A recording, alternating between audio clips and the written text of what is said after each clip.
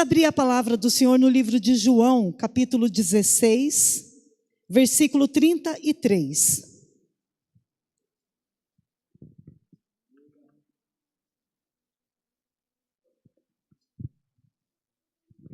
O tema da palavra esta noite é como Jesus venceu o mundo. Eu começo hoje essa palavra e vou terminá-la domingo que vem. E de todo o meu coração, que seja chegado o tempo de vocês de entender uma palavra dessa. Amém? Qual que é o tema mesmo? Olha lá.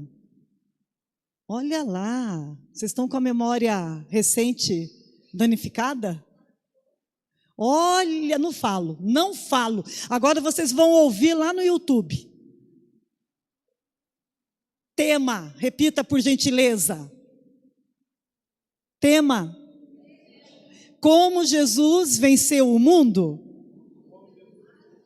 Ah, lembrei. Oh, aleluia. João 16, versículo 33 diz assim. Vou dar uma introdução para vocês entenderem a pregação. Eu lhes disse estas coisas para que em mim vocês tenham paz. Neste mundo vocês terão aflições. Contudo, tenham ânimo. O que ele respondeu?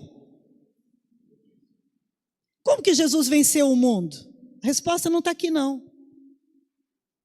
A resposta não está ali, não. Eu lhes disse essas coisas. Que coisas Jesus tinha dito? Para que ele pudesse dizer para nós termos bom ânimo na hora de passarmos por aflições e para que nós pudéssemos fazer igual a ele, vencer o mundo. Que coisas foram ditas por ele? Agora é que faz a grande diferença. Não precisa abrir, mas se você for no capítulo 16, do versículo 23 ao 30, lá explica por que nós oramos em nome de Jesus. E o povo aí fora tudo copia nós da igreja. Fala assim, aleluia. Falem bem, falem mal, falem de nós. Só que Jesus não ouve a oração de qualquer um. Algumas pessoas adquiriram o hábito, a prática de orar em nome de Jesus. Mas por que ele disse estas coisas? Depois que ele disse estas coisas, são verdadeiramente as pessoas que oram no nome dele e encontram paz em quem? Em Jesus. Não encontra paz numa conversa entre amigos, não encontra paz em ouvir pregações pela internet, não encontra paz ouvindo de Jesus na padaria, não. Encontra a paz na pessoa de Jesus Cristo. Então Jesus disse mais ou menos assim para eles: se vocês orarem e tiverem fé, o Pai nunca negará o que vocês vão pedir. Era isso que Jesus estava falando com os discípulos. O Pai nunca negará o que vocês pedirem, porque Ele sempre me ouve. O Pai sempre ouve a quem, igreja? Por isso nós pedimos no nome dEle.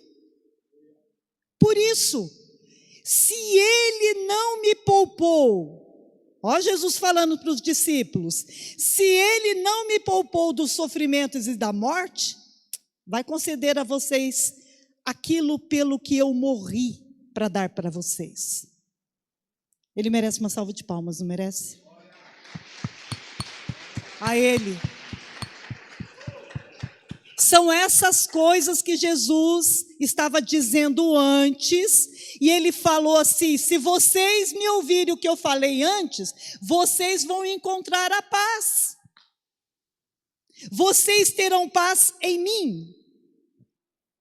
Neste mundo, o que nós vamos encontrar, igreja? Ah, então quem está com o celular, gente, por favor, pega o celular agora e coloca aí no Google, aflições. Porque senão eu posso induzir vocês ao erro, né? Então leiam vocês mesmos o que está escrito aí em aflições, o conceito de aflições.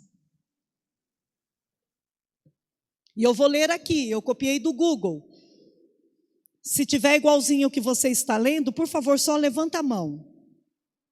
Conceito de aflição ou aflições. Porque se você não entender as palavras que estão na passagem, no versículo, vira religião, igreja. E Jesus é o verbo, e ele se fez carne e habitou entre nós. O verbo é a ação, portanto, Jesus é a palavra. E se ele é a palavra, ele está falando conosco esta noite. Então nós precisamos destrinchar para podermos entender, que senão a gente fica brincando de catecismo e eu estou fora disso. Já fiz isso quando eu não tinha entendimento. Hoje que eu tenho entendimento, eu leio a palavra entendendo ela. Amém? Então, aflições é um sentimento persistente de dor física ou moral. Está escrito aí no de vocês? Levanta o braço aí quem está igual.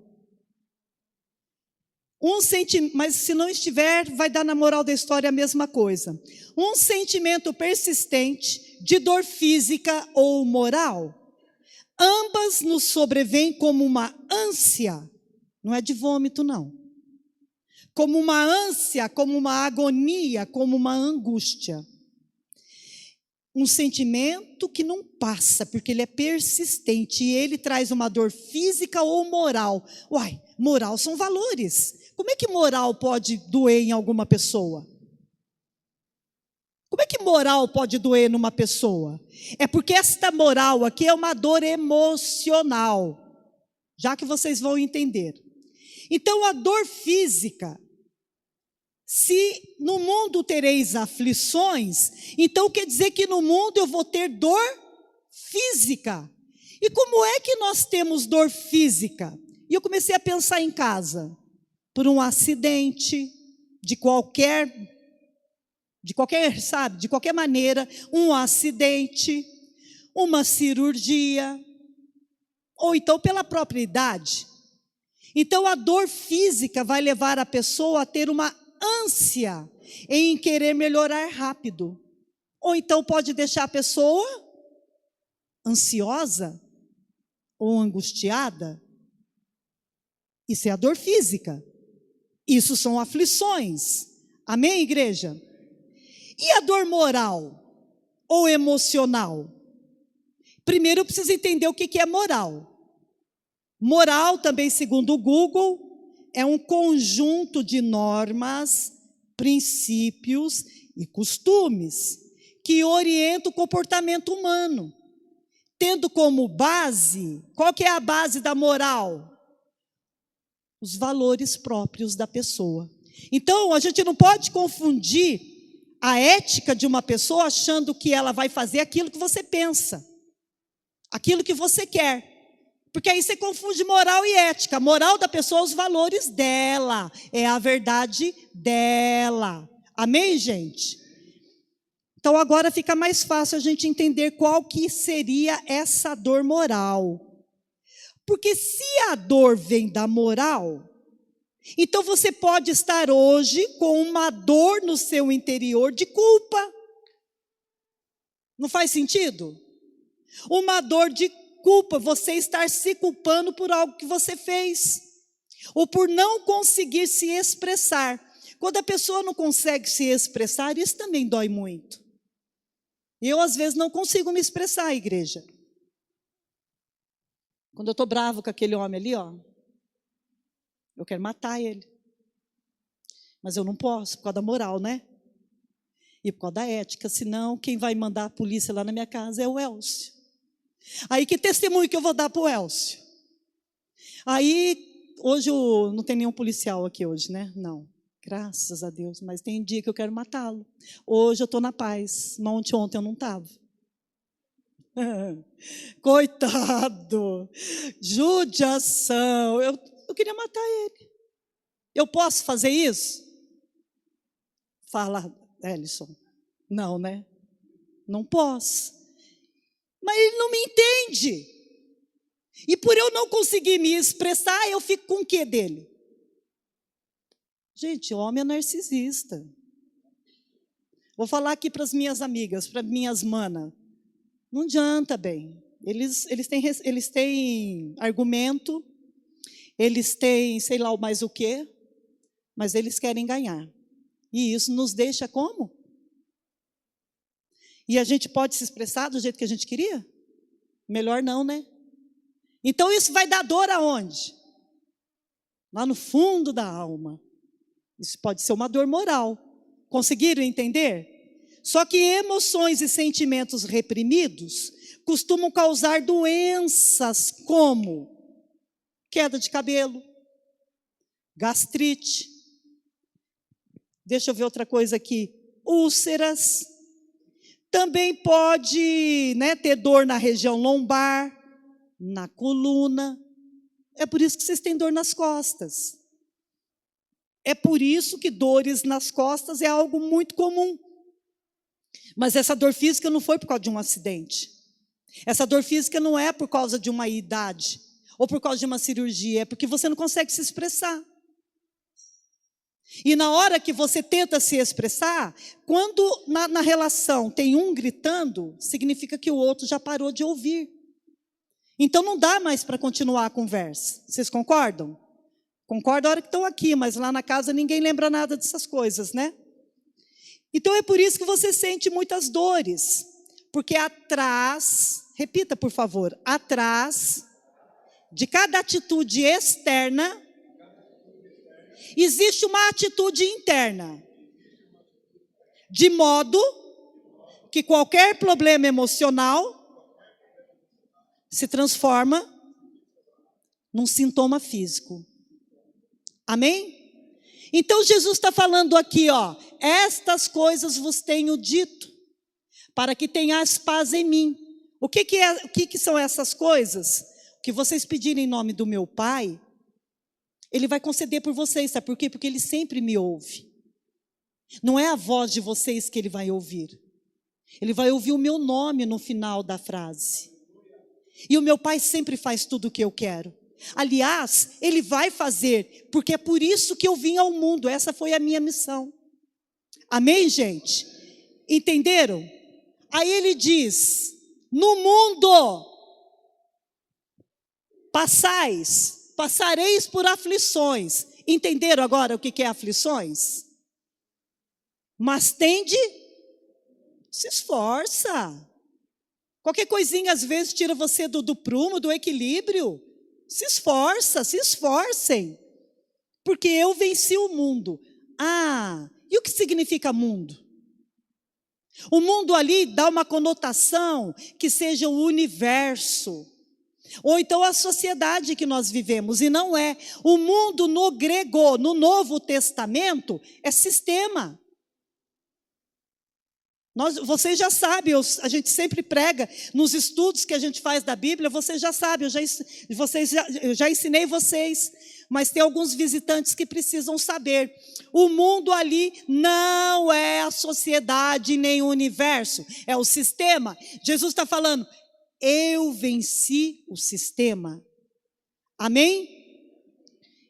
Para vocês entenderem um pouquinho mais sobre isso, eu vou dar um exemplo aqui para vocês de sistema. Ok? Vou explicar mais para frente um pouquinho melhor. Mas agora eu passo a pregar para vocês. Gênesis capítulo 4, versículo 7. Eu vou ler na NVI, tá? Pode colocar na tradução normal mesmo, Léo? Porque assim eles notam que há diferença, mas a moral da história é a mesma. Vou dar um exemplo aqui para vocês de sistema. Que sistema é esse que Jesus venceu? Se você fizer o bem, não será aceito. Mas se não o fizer, saiba que o pecado o ameaça à porta. Ele deseja conquistá-lo, mas você deve dominá-lo. Vou ler novamente. Isso aqui é um tremendo exemplo de sistema. Se você fizer o bem, não será aceito? Mas se não o fizer, saiba que o pecado o ameaça à porta. Ele deseja conquistá-lo, mas você deve dominá-lo. Pecado? Então o pecado seria aqui um mecanismo desse sistema? Sim. O conceito de pecado é errar o alvo. Conceito de pecado é, eu tenho um alvo, eu estou caminhando para ele, mas eu erro o alvo. Estão entendendo, igreja? Eu erro o caminho. E quem é o caminho? Jesus disse, eu sou o caminho, a verdade, e ninguém vai ao Pai se não passar por mim. Então as pessoas acham que existe um Deus apenas. Sim, só existe um Deus. E todos os caminhos o levam até Ele. Mas ao Pai só tem um caminho, e esse é Jesus. E nós temos o Senhor como nosso Pai, e não como nosso juiz. Porque ai de quem enfrentá-lo no final como juiz. Nós estando aqui na terra e tendo Ele como um Pai, porque Jesus é o nosso irmão, e é por causa dele nós fomos colocados como filhos adotivos. Vocês lembram o que está escrito no livro de João, capítulo 1? Vocês lembram? Aquele que o recebe, aquele que o reconhece e crê no seu nome, tem o poder de se tornar o quê? Filho de Deus. Então ninguém é filho de Deus se não passar por Jesus, se não reconhecer o seu nome. Amém, igreja? Aqui está dizendo, o pecado é um alvo, você erra aquele alvo. Pecado é, eu erro o caminho, eu estou andando e de repente eu me desvio daquilo. Então nada mais é o pecado que uma dificuldade que todos nós passamos. E a gente nunca pode colocar o dedo no nariz de alguém e acusá-los, porque pecado é pecado. E qualquer um pode cair. Vocês concordam? Vocês estão aí, igreja? Amém. Certo. Mas se nós sabemos disso, o que nos levaria a errar esse caminho? O que nos levaria a errar este alvo? Porque não é tão fácil acontecer isso não, viu? Não é tão fácil acontecer. Então, o que poderia tirar de mim e de vocês? O que poderia tirar? O que poderia me tirar ou tirar vocês do caminho? Eu estou dizendo para vocês que não é uma coisa tão fácil assim. O que vocês acham? Eu quero que vocês pensem, por favor. O que precisaria acontecer para você errar o alvo? O que precisaria acontecer para você errar o caminho? É óbvio, seus valores precisariam mudar. Então essa é uma das aflições. No mundo tereis o quê? Toma cuidado, porque o diabo vai tentar nos pegar naquilo que nós acreditamos. E aquilo que nós acreditamos ou que você acredita precisa estar em conformidade com a palavra de Deus.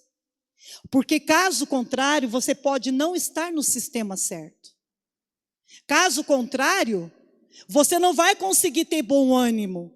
Porque para ter bom ânimo, você precisa ter paz em quem? Em Jesus. E isso é muito sério, igreja, muito sério. Então, o alvo que nós queremos alcançar não é só a vida eterna. O caminho que nós queremos trilhar nessa terra não é só a vida eterna. Jesus não veio só para nos compartilhar a vida eterna. A missão de Jesus é desvendar quem é o Pai. Ou eu sou filha do pai da mentira, ou eu sou filha de Deus. Ou vocês são filhos do pai da mentira, ou vocês são filhos de Deus. É para isso que Jesus veio, para denunciar as obras das trevas. Eu vim para Ouro Fino com 14 anos. Eu nasci em Confidentes. Aí nós mudamos para São Paulo, eu tinha de 3 a 4 aninhos. Aí com 15 anos nós voltamos para Ouro Fino. Já namorava o Fernando. O Fernando vinha de 15 em 15 dias me ver. E quando nós viemos para cá, meu pai comprou uma lanchonete. Eu tinha ministério na Igreja Católica em São Paulo. Quando eu vim para cá, eu passei também a ter ministério, nem sei o que é o nome que fala lá, mas eu conheço por ministério. Como eu já disse para vocês, era eu que limpava as idolatrias da Igreja dos Capuchinhos. Eu era lá de dentro, tudo. Meu pai tinha uma lanchonete. E dos 14 anos até o ano de 1995.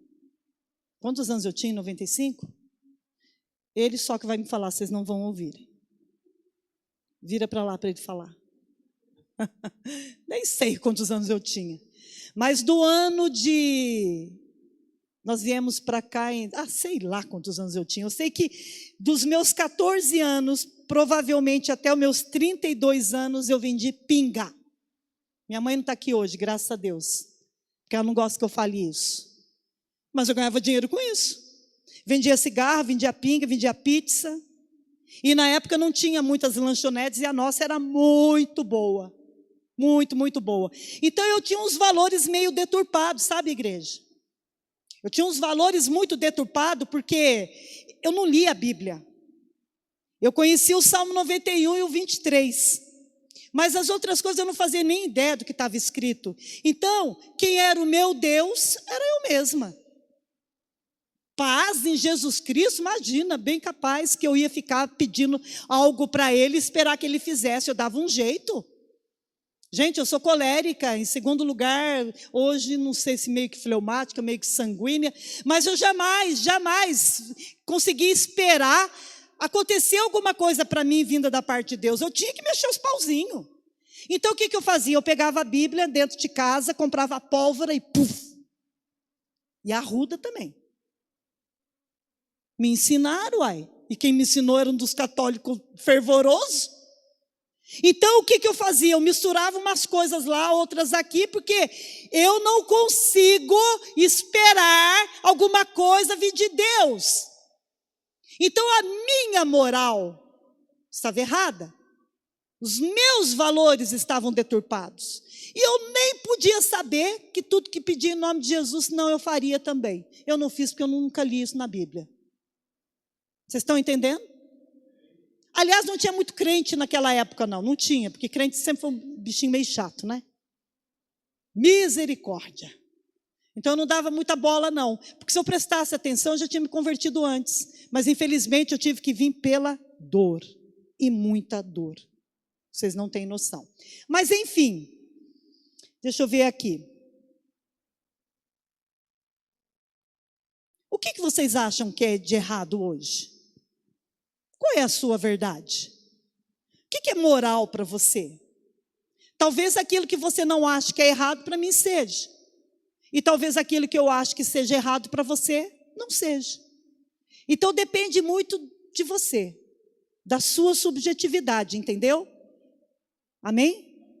Entenderam?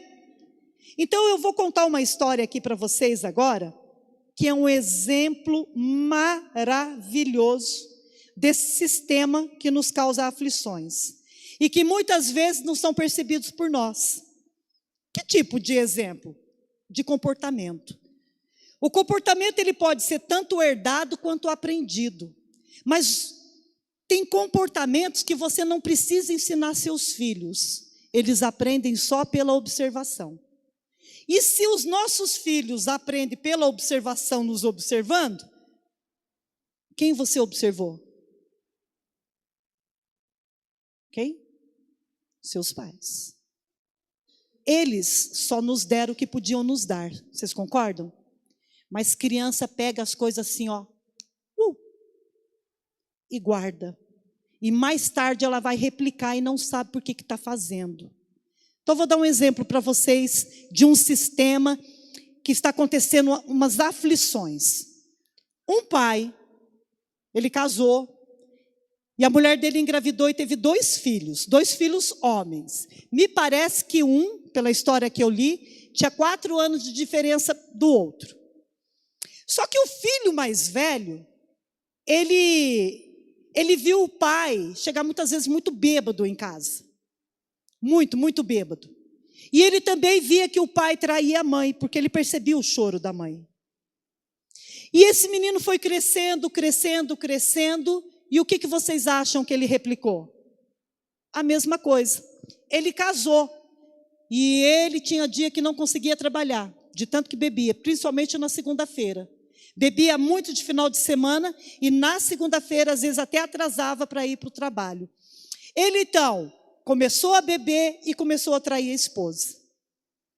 Aí, a reportagem que eu li, diz assim que o cara estava entrevistando ele e perguntou para ele assim: por que você decidiu ser assim?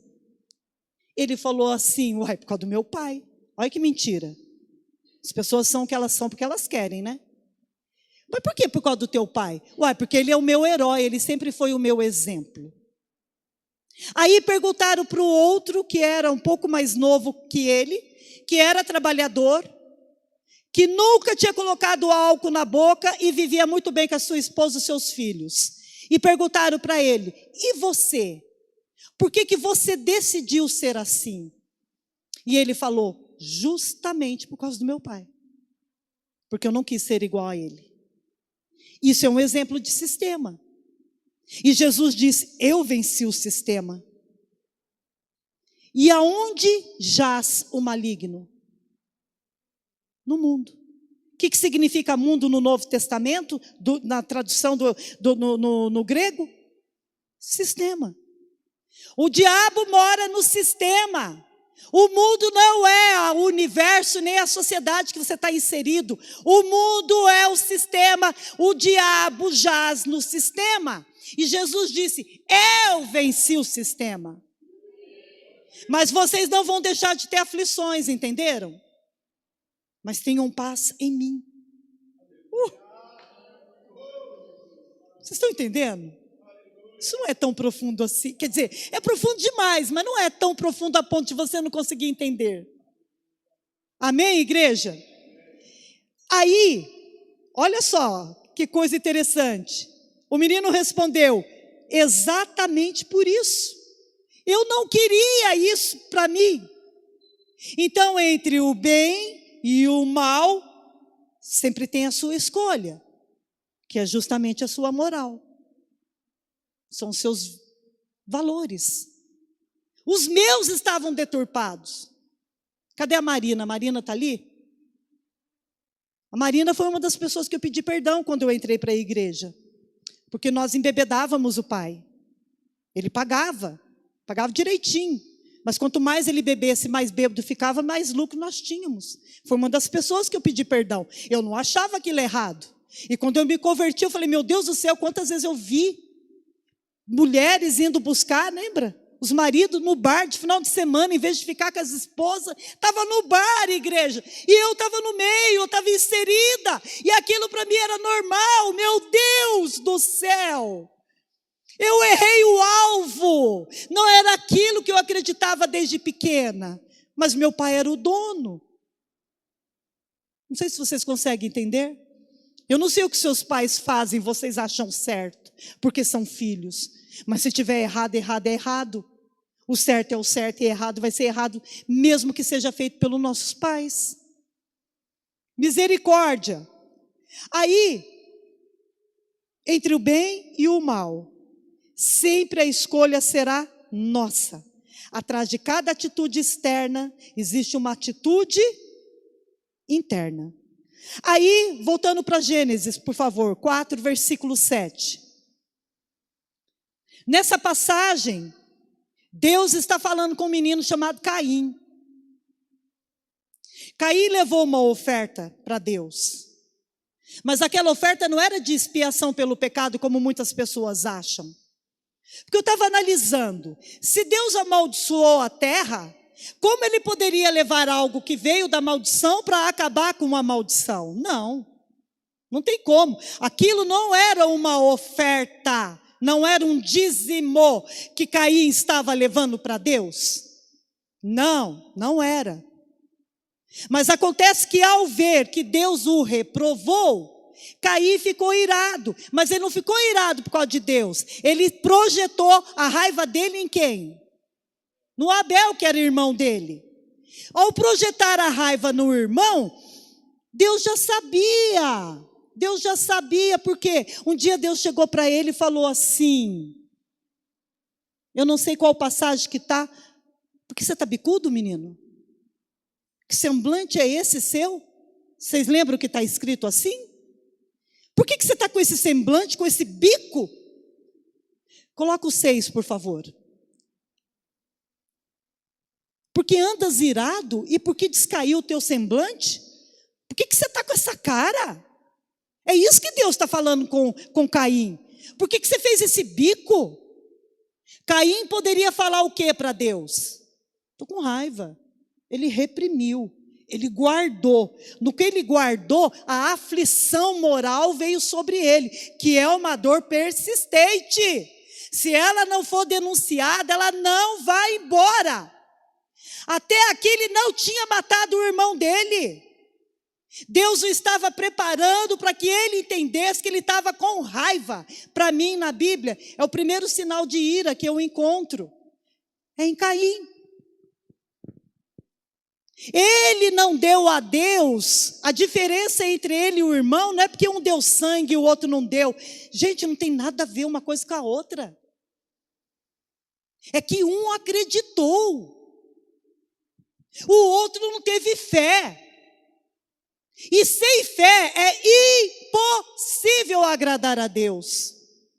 E se a eternidade está dentro do nosso coração, como está escrito em Hebreus, quer dizer que, mesmo não tendo ainda a lei escrita, já era desígnio de Deus. Então ele não deu porque ele não quis. Ele começou a discernir ali entre o bem e o mal e ele decidiu fazer o que era errado, igreja. Portanto, se atente ao que você vai ouvir agora. Existem 2 sistemas implantados no mundo. Quantos sistemas existem? Nós estamos rodeados desses 2 sistemas. O primeiro sistema, o sistema agora eu vou mudar de nome. Então eu vou dizer que o mundo, o sistema, nós estamos rodeados por 2 sistemas. Aí fica muito estranho eu falar que tem sistema dentro do sistema. Então eu vou trocar o nome de sistema por reino. No sistema que é o mundo, existe 2 reinos. O reino do bem, que é o reino da luz. Quem que é o líder desse reino? Jesus.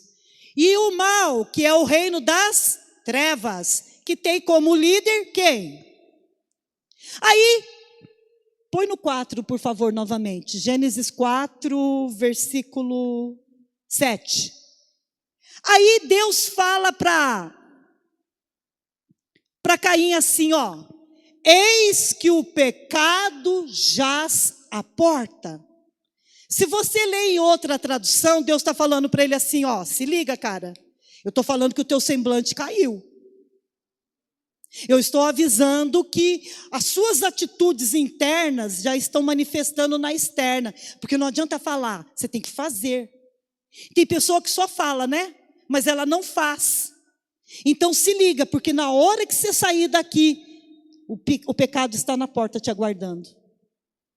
Quer dizer que o pecado jaz à porta. Ou seja, o pecado sempre, igreja, vai nos ameaçar. Sempre. Nós vivemos ameaçados todos os dias. Mas Jesus diz, em mim tendes paz. No mundo tereis aflições. Mas se vocês estiverem em bom ânimo, isso vai nos ajudar. Porque Jesus disse, eu venci o mundo. Eu venci o mundo. Então, o que nós entendemos? Que sem Jesus é impossível vencer alguns tipos de tentações.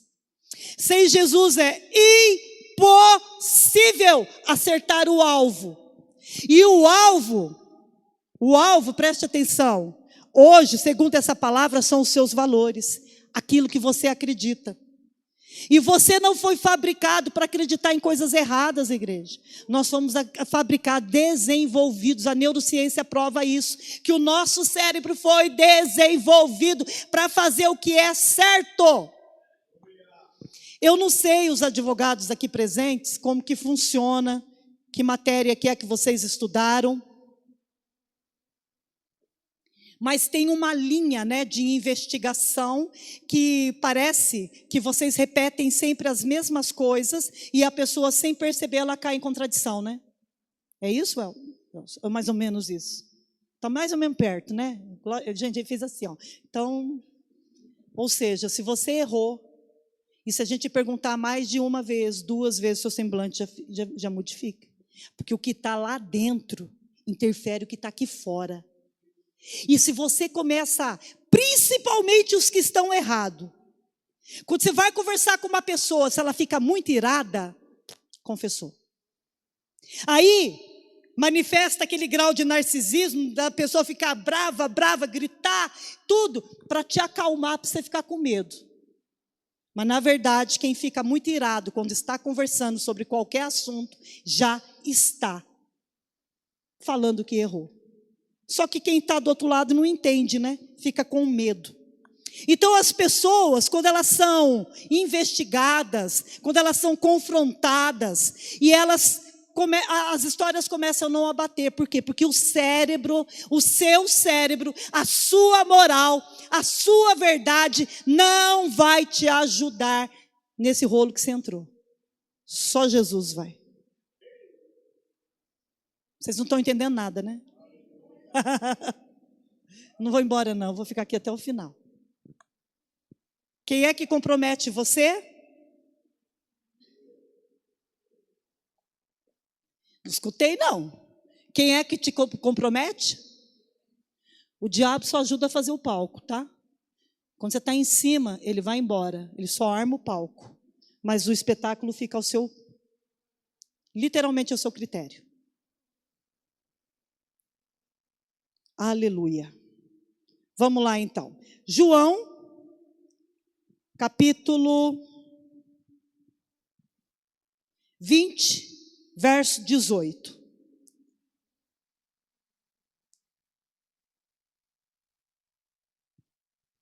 João 20, verso 18.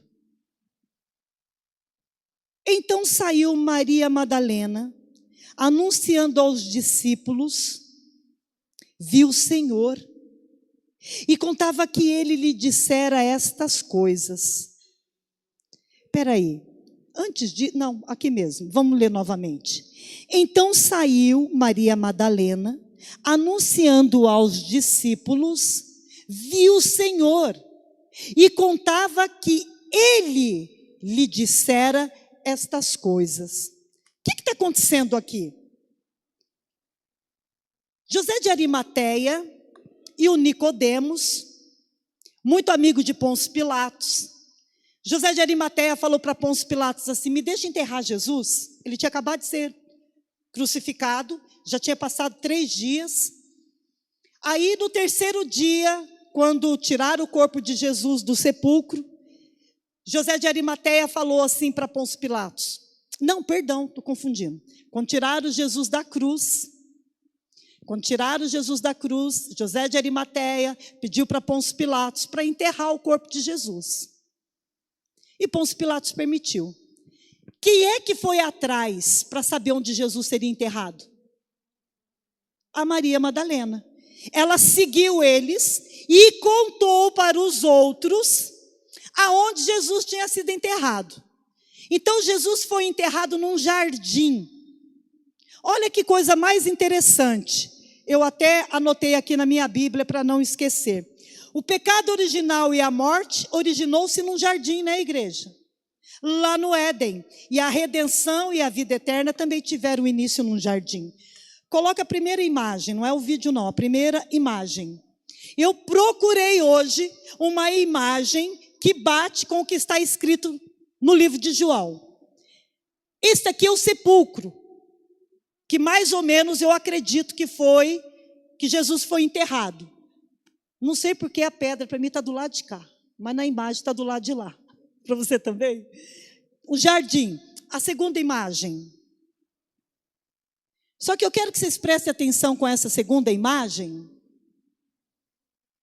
que a pedra ainda tem umas escadas para descer. O corpo não estava ali em cima, tinha que descer. Por quê? Obrigado, Léo. Maria Madalena viu aonde o corpo de Jesus tinha sido enterrado, ela contou para todos, enfim, ficou 3 dias lá, morto, até então no sepulcro. Só que no primeiro dia daquela semana para ele seria domingo. Na tarde daquele domingo, Maria Madalena foi no sepulcro. E quando ela chegou lá, ela viu que a pedra tinha sido o quê? Movida. Então, ela foi chamar os meninos lá, os discípulos. Aí ela correu, foi lá e chamou o João e o Pedro. Quando João e Pedro ficaram sabendo, Pedro correu na frente. Deixa eu ver se é Pedro mesmo. Espera aí. Se vocês quiserem... João correu na frente. Capítulo 20 de João, versículo 4. Coloca, por favor. E conforme eu for falando, se der para você ir acompanhando. Isso. Ambos corriam juntos, mas o outro discípulo correu mais depressa do que Pedro. Aí eles chegaram aonde? Lá no túmulo. Diz que João agachou, olhou lá dentro assim, ó. Por isso que eu falo para vocês que tinha escada. Presta atenção aqui, gente. Vocês vão prestar mais atenção no que vocês estão vendo, no que vocês estão lendo agora, porque a fé vem pelo ouvir. Aí João chegou, olhou lá dentro do túmulo assim e não viu nada. Ele viu uns lençóis de linho. Logo em seguida chegou Pedro. Aí Pedro, em vez de olhar sanguíneo, ele entrou. Quando Pedro entrou, João correu atrás dele. E o que os dois viram? Lençóis de linho. A Maria Madalena já tinha ido falar com eles. Eles foram lá, tudo bem. Aí, depois que os dois saem do túmulo, a Maria Madalena fica do lado de fora chorando. Ela não foi embora com eles. A Maria ficou lá, chorando. Aí, de repente, ela também vai lá e olha dentro do túmulo. Quando ela olhou dentro do sepulcro, ela viu 2 anjos vestidos de branco. Um estava na cabeceira e outro está nos pés. E um dos anjos falou o que para ela? Está chorando? Não tem sentido. Por que você está chorando, menina? Como por que eu estou chorando? Enterraram o meu Senhor aqui. Esse túmulo é novo, como está escrito mais para trás. José de Arimateia e Nicodemos trouxeram esse túmulo no meio desse jardim, um túmulo, um sepulcro que nunca tinha sido enterrado ninguém. Isso está mais para cima, mais para trás, aliás. Aí na hora que ela conversa com os anjos, de repente, alguém está atrás dela. E ela olha. E Jesus pergunta para ela, por que você está chorando? Ela não reconheceu a voz. Talvez você esteja aqui esta noite e Jesus usando a minha vida para falar com você. E você não está reconhecendo a voz dele. E isso é muito sério. Isso quer dizer que você não tem paz em Jesus, que os seus valores estão totalmente deturpados. Jesus, então, a chama pelo nome, Maria. E ela, Rabone. O que significa Rabone no hebraico, igreja? Mestre. Olha que coisa mais linda, igreja. Mas sabe quem que é Maria Madalena? Sabe quem foi aquela mulher? Quem foi você antes de conhecer a Jesus? Vocês não têm noção quem eu fui. Aquela mulher tinha 7 espíritos malignos dentro dela. Jesus expulsou 7 demônios da vida dela. Aquela mulher foi pega em adultério. Aquela mulher foi humilhada. O que fez aquela mulher mudar? Como é que aquela mulher mudou? O que transformou aquela mulher? O que vocês acham? O que aconteceu com ela? Por que uma pessoa pode mudar tanto? Como que uma pessoa pode ser transformada, igreja? Se a gente não acredita na transformação de alguém, então nós não temos fé. Não temos.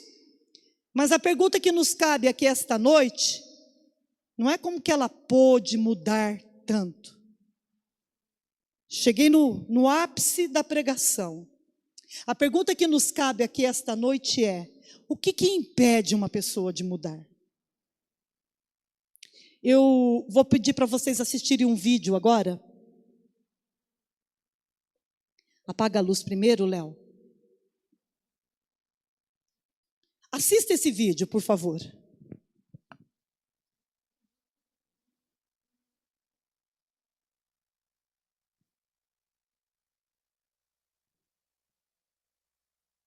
Pode pôr bem alto, tá? Mamãe, sabia que um dia vai crescer e tudo vai ficar diferente? Porque por mais que a gente não perceba e às vezes se recuse a acreditar, o tempo voa. E com ele, mais do que a minha imagem, o risco é deixar de lado minhas ideias, meus sonhos, minhas vontades, minha essência. Esquecer quem eu sou. E você nem Já percebe. está com 33 você já anos, pensou nisso? 35. O problema Passou para 40 é que a vida anos. passa diante dos nossos olhos e a gente nem percebe. Já está com E 60 depois, anos. tarde demais, vai querer saber o que fez de bom, sem ter tempo de recuperar. 70 anos. Enquanto dá tempo, 80. faça a sua vida valer a pena, antes que seja tarde.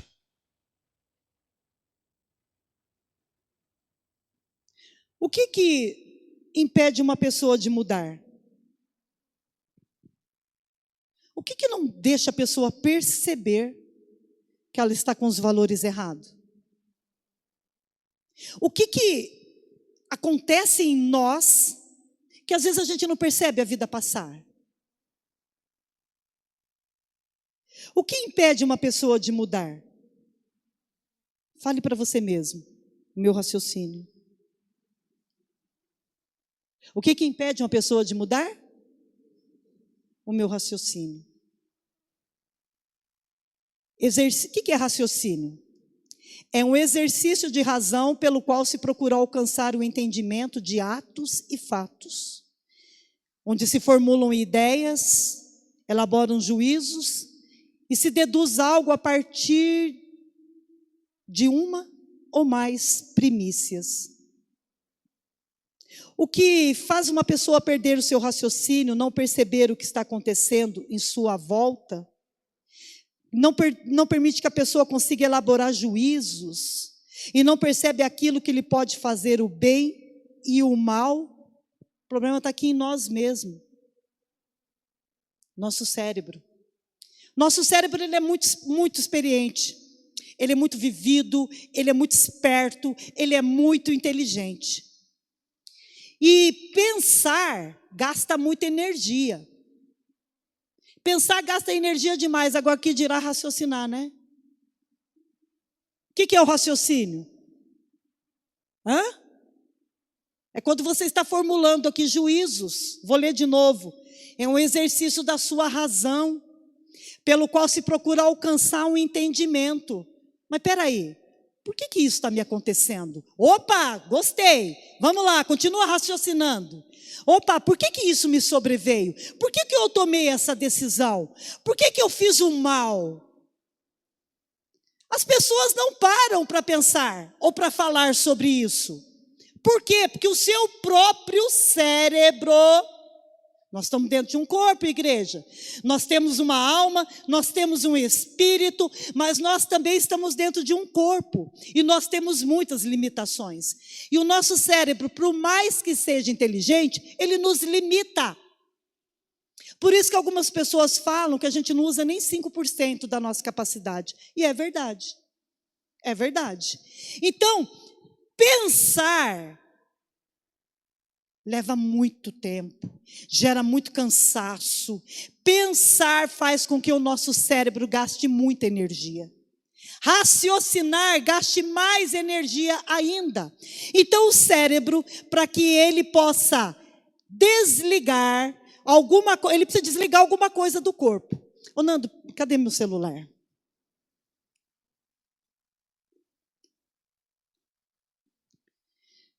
Gente, eu estou com um celular aqui que só a graça de Deus. Sabe quando que é a graça de Deus para um celular? É isso aqui, ó, e aleluia que eu estou com ele. Mas vocês me mandam mensagem, eu tenho que apagar alguma coisa para chegar a mensagem. Porque o meu celular bonzão quebrou. E o ruim está aqui, gente, vocês acreditam? O ruim sobreviveu. Então, se chega a mensagem para mim, ele já manda o aviso que eu preciso deletar alguma coisa. Já não tem mais nada aqui, ó. Não tem mais nada, eu não sei mais o que deletar nesse celular. Assim que o cérebro faz com você. Quando você está pensando demais, raciocinando demais, ele precisa desligar alguma coisa em você para poupar energia. E sabe o que ele escolhe desligar em você para poupar energia? Teu raciocínio. Então, não raciocinando, você entra em piloto automático. Entrando em piloto automático, as coisas não param de acontecer. Mas você não percebe que às vezes não está fazendo o que deveria fazer. Você não percebe, você não consegue mais ficar no presente. Vou ler para vocês. O que faz uma pessoa perder o seu raciocínio? Não perceber o que está acontecendo em sua volta, não elaborar juízos, não perceber aquilo que lhe pode fazer o bem ou o mal, é o seu próprio cérebro. E o que é estar no automático? Escutem. É quando uma pessoa não consegue ficar no momento presente. Qual é o momento presente? Agora, nós estamos 9h10. Eu tenho que terminar o culto em 10 minutos no máximo. Que dia é hoje? Que dia é hoje? Algumas pessoas vão precisar escutar ou olhar no celular, porque não sabem. Piloto automático. Então, estar no automático é quando a pessoa não consegue ficar no momento presente. Você não percebe, mas você fica se escapando, indo para o passado ou se transportando para o futuro. Olha só, misericórdia, você escapa do presente e volta para o passado, ou foge para o futuro, ou então passa a viver num mundo de imaginação.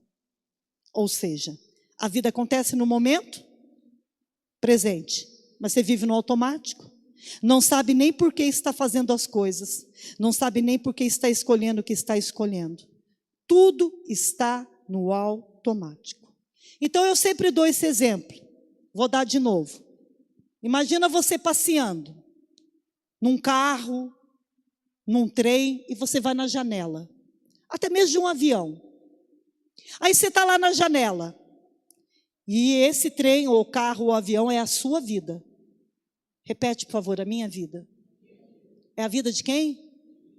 Não é do irmão? Não é da esposa? Nem do marido? De quem nós estamos falando? Então você está na janela observando o quê?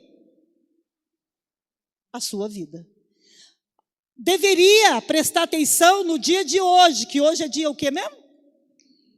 Mas vocês não prestaram. Garanto que você passou o dia em aflições.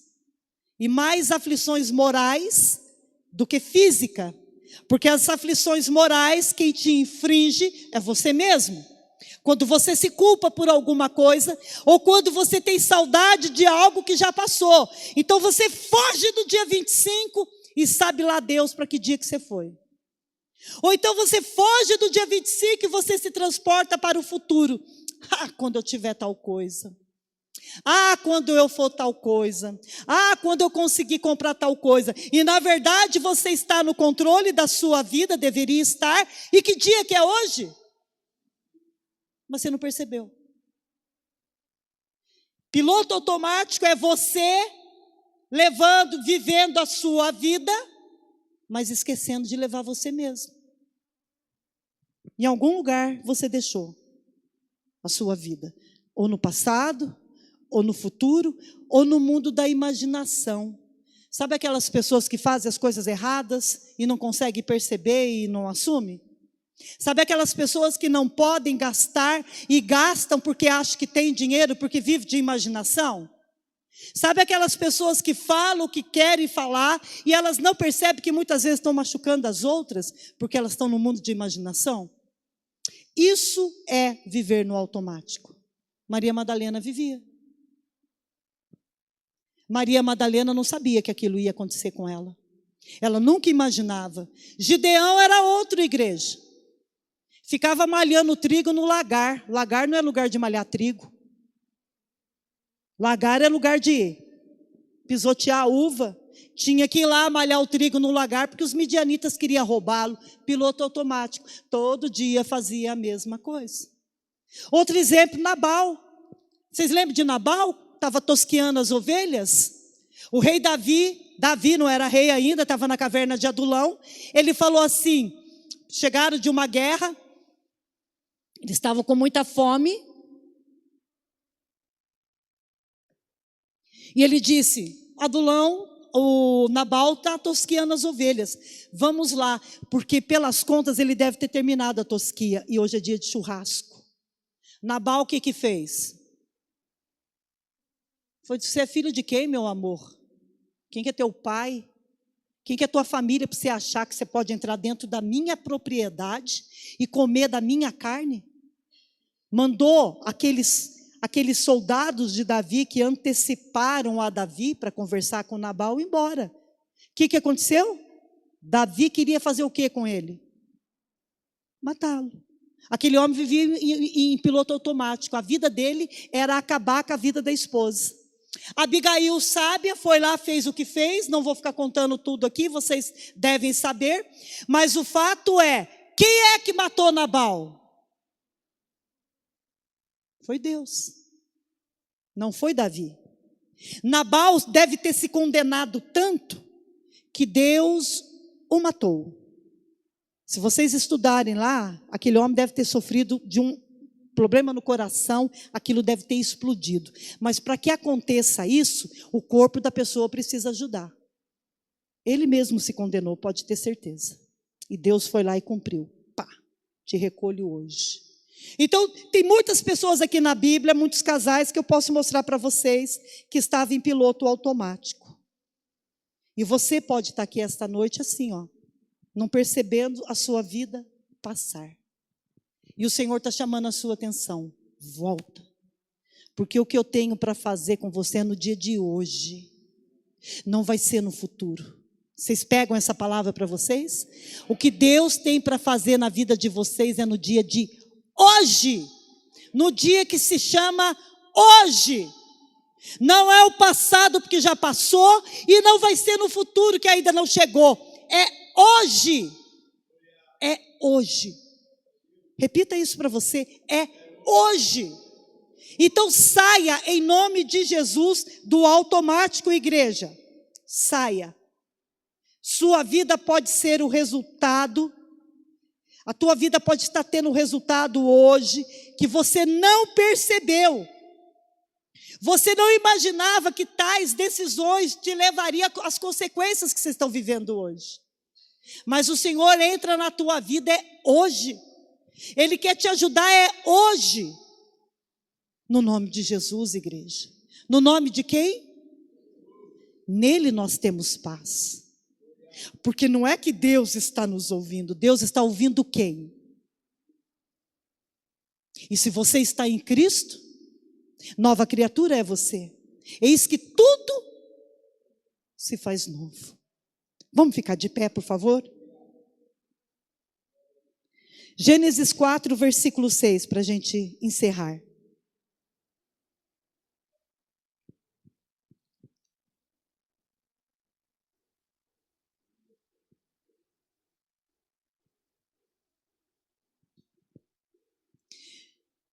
Mesmo vocês sendo servos de Deus, mesmo você, meu irmão, sendo servo de Deus, sendo serva de Deus, feche os seus olhos para vocês não olharem aqui para mim e nem prestar atenção em quem está do seu lado.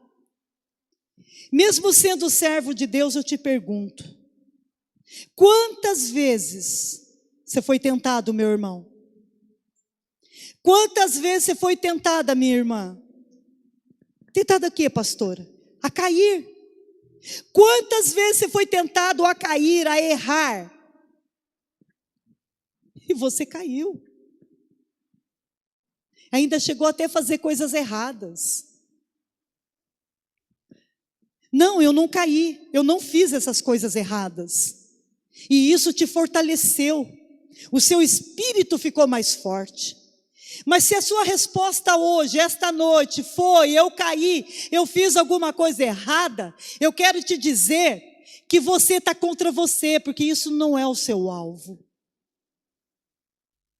Isso não é o seu alvo, isso não é o propósito da sua vida. Então, as dores que sobrevêm sobre você, essas dores emocionais, só o Senhor pode te ajudar. Eu não encontro outra maneira. Só o Senhor pode te ajudar. E graças a Deus que você está aqui esta noite. Porque quem mais tem te condenado é você mesmo. É a sua consciência. Mas para o Senhor basta apenas uma palavra: Senhor, tem misericórdia de mim. Senhor, me tira desse vale. Senhor, só falta isso.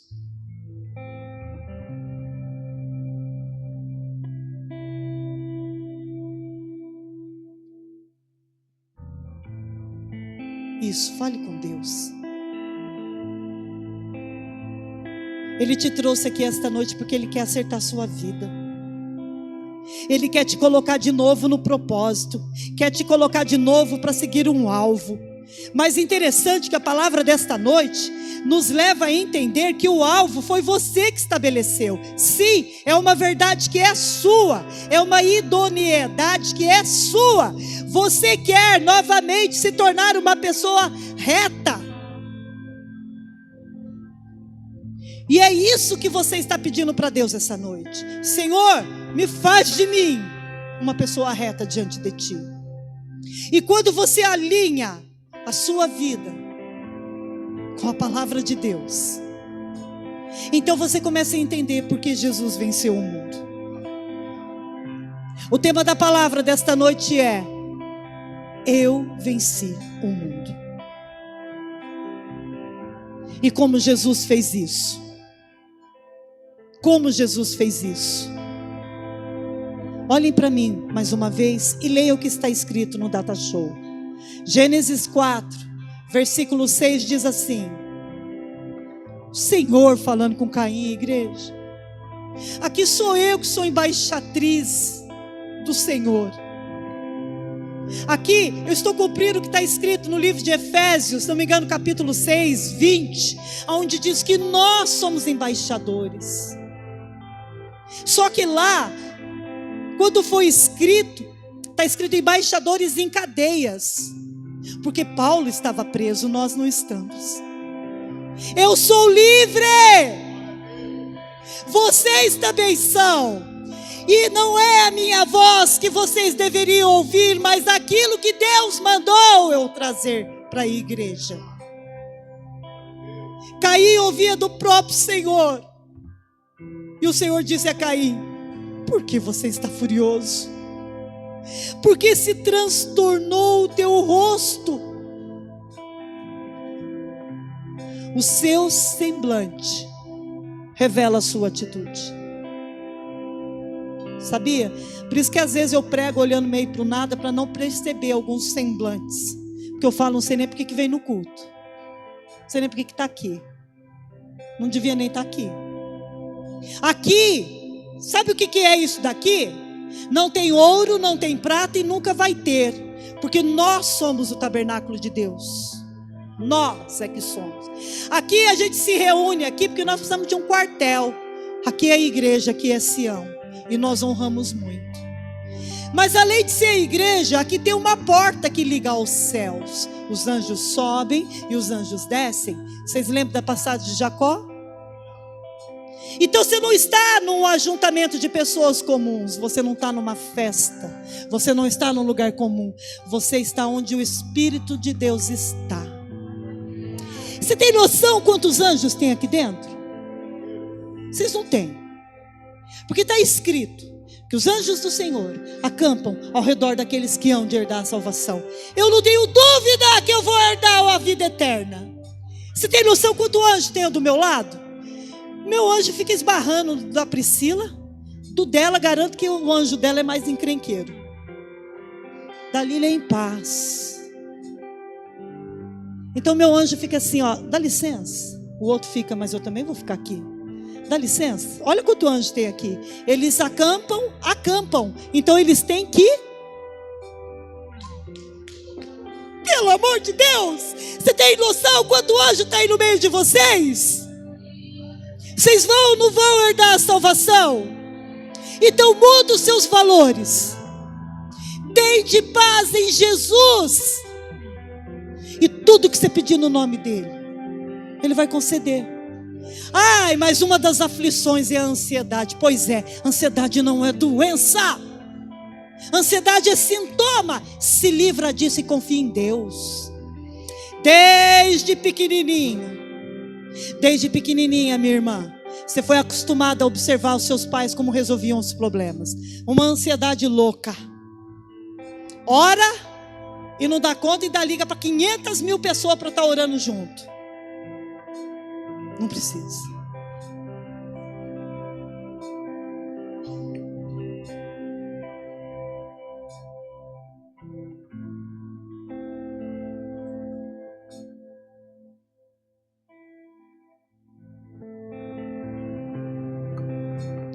Aí, ó. Tende em paz em mim. De quem que você precisa? Só. É igual fazer bolinho de chuva. Não precisa, pelo amor de Deus, botar ovo, botar isso. É só o que é mesmo? Farinha e água. E açúcar, se quiser. Vocês já comeram assim? Não, né? Já? Em casa as meninas gostam assim. Não fica colocando coisa desnecessária lá, não. Que perde o gosto. Bolinho de chuva é farinha, água e açúcar. Esse é o meu valor, vocês estão entendendo? Mas uma coisa a gente tem que concordar. Só tem um que pode nos ajudar. Só tem um que nos dá a paz. Só tem um que fala com Deus e fala: Senhor, não vale nada, eu sei disso, ó. Mas dá mais um tempo que eu vou passar e quem sabe eu vou achar um fruto nessa figueira. Quem sabe? O que nós temos que concordar essa noite é que só há um nome acima de todo nome. E esse nome é Jesus. Sem raciocinar, você vai deixar a vida te levar. E por que Jesus venceu o mundo? Existe um mistério aqui, igreja, mas ele já foi descortinado para nós. A gente sabe que Jesus venceu o mundo porque ele falava com Deus. Nós só falamos com Deus por causa de Jesus. E mesmo assim fica aí, né? É porque eu oro no nome de Jesus. Mas a gente sabe que Jesus venceu o mundo porque Jesus falava com Deus. Porque Jesus estava na presença de Deus. Amém? Isso é óbvio. Isso está óbvio. Mas o que é que precisa descortinar nessa palavra para vocês? Eu vou continuar a semana que vem. E eu só quero dizer para vocês qual é o idioma que o diabo não conhece.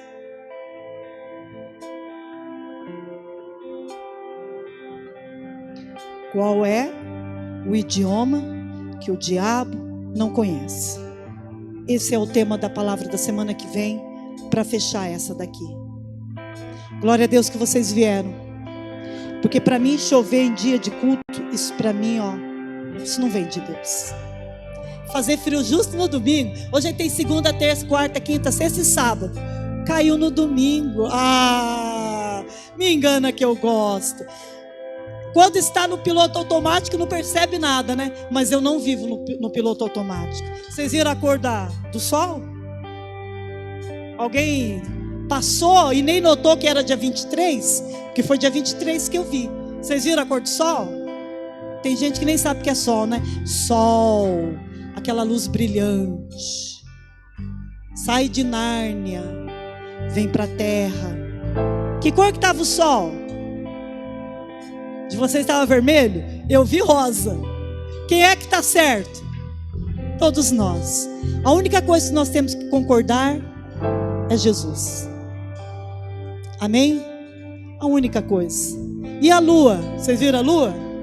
Ah, não é comum, né? Então, choveu no domingo. Glória a Deus que vocês venceram. Eu tiro o chapéu para vocês. Vocês são fera. Tem gente que não devia estar aqui essa noite porque está adoentado, mas está aqui. Outros não sabem nem porque não estão aqui.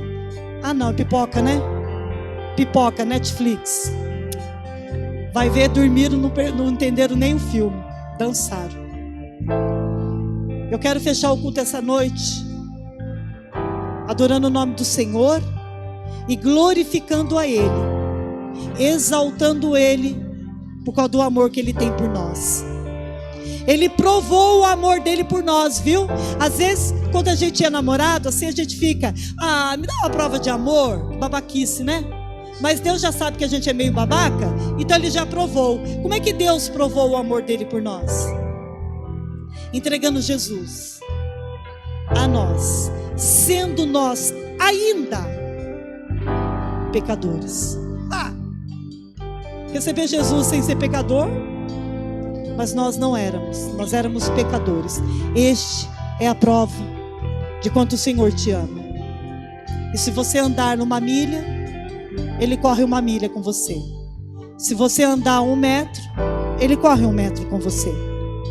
Então a pressa é sua, mas buscar a Deus enquanto você pode achá-lo. Essa é a palavra que eu quero fechar essa noite. Busquem a Deus enquanto se pode achar. Amém? Levanta suas mãos. Nós vamos finalizar o culto mesmo de hoje. No domingo que vem vou fazer alguma coisa diferente no final, mas hoje eu quero despedir vocês com a paz. A paz de quem? De Jesus. Em mim tendes paz. Senhor, eu despeço a tua igreja hoje, Pai, declarando em nome de Jesus que a tua paz está sobre nós. E aquilo que eles ainda não conseguiram, a bênção que não chegou nas mãos, não precisa ficar correndo atrás de ninguém. Só fale no nome de Jesus. Tal coisa eu preciso, tal coisa vai acontecer. E o Senhor vai ouvir, porque Ele sempre ouve a Jesus. E se isso te acontecer, celebre, testemunhe, porque Jesus ouviu, porque Jesus permitiu que você usasse o nome dele. Tremendo!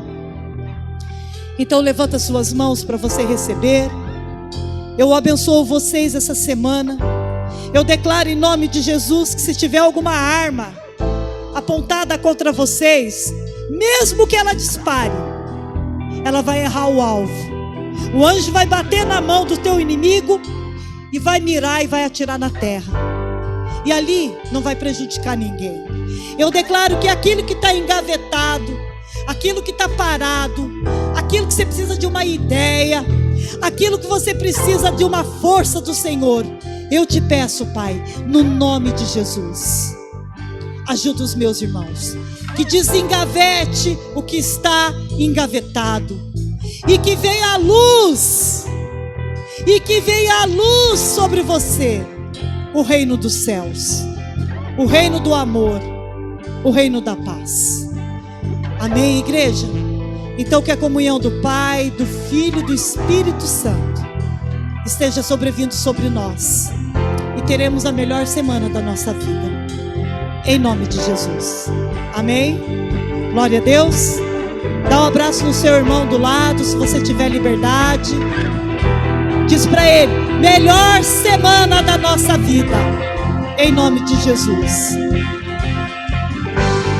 Estamos encerrados. Vão com Deus.